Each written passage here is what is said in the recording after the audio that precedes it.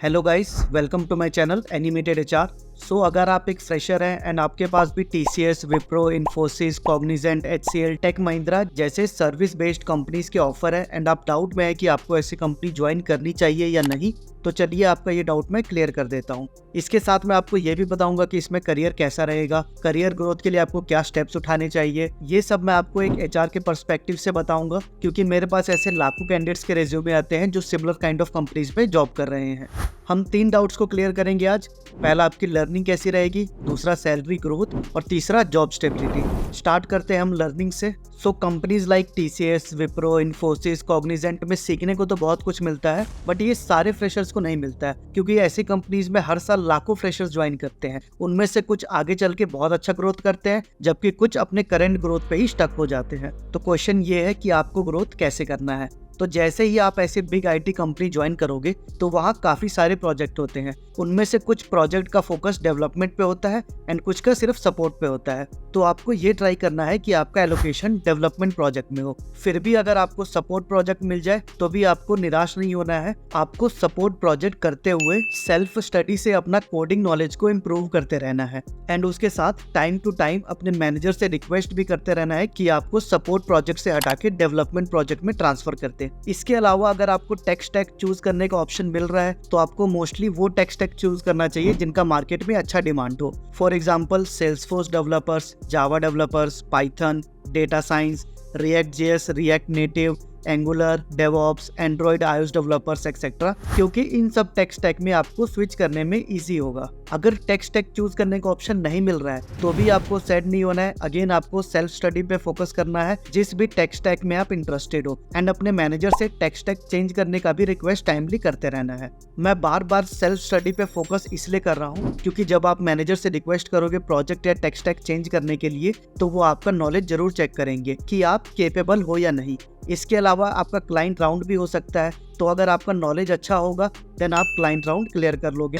एक बार आप अगर डेवलपमेंट प्रोजेक्ट में आ गए तो आपको एटलीस्ट 2 से 3 साल पूरा फोकस होकर मेहनत करना है, जिससे आपका कोडिंग नॉलेज हैंड्स ऑन हो जाएगा। इसके बाद आप रेडी हो जाओगे हमारे नेक्स्ट स्टेप के लिए। हमारा नेक्स्ट स्टेप है सैलरी ग्रोथ। अब ये तो सारे लोगों को पता है कि इस टाइप के कंपनीज में सैलरी हाइक के नाम पे मोस्टली पीनट से मिलता है।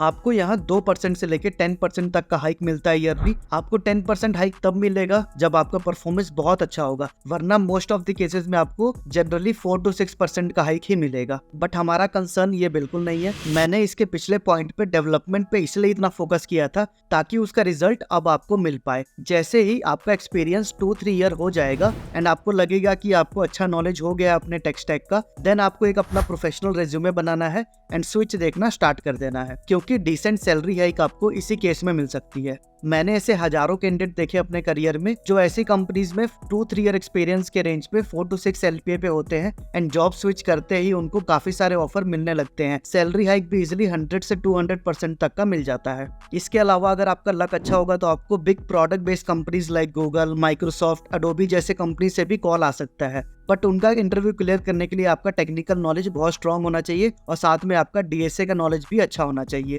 अगर आप इस टाइप की कंपनीज का इंटरव्यू क्लियर कर लोगे तो आपको इजिली 3x से 5x तक का सैलरी ग्रोथ भी मिल सकता है। सो लर्निंग पे फोकस बहुत इंपॉर्टेंट है अगर आपको मंथली लाखों में सैलरी अर्न करना है तो। हमारा तीसरा पॉइंट है जॉब स्टेबिलिटी। इस टाइप के कंपनीज में जॉब स्टेबिलिटी का कंसर्न शायद ही कभी आता है। सो अगर आप कम सैलरी में गुजारा कर सकते हैं एंड आपको जॉब सिक्योरिटी चाहिए तो आपको यही कंटिन्यू करना चाहिए। बट कुछ लोगों को सैलरी भी लाखों में चाहिए एंड जॉब स्टेबिलिटी भी चाहिए, तो आपको उस कंपनी को स्विच करने के बाद similar kind of company join कर लेनी चाहिए।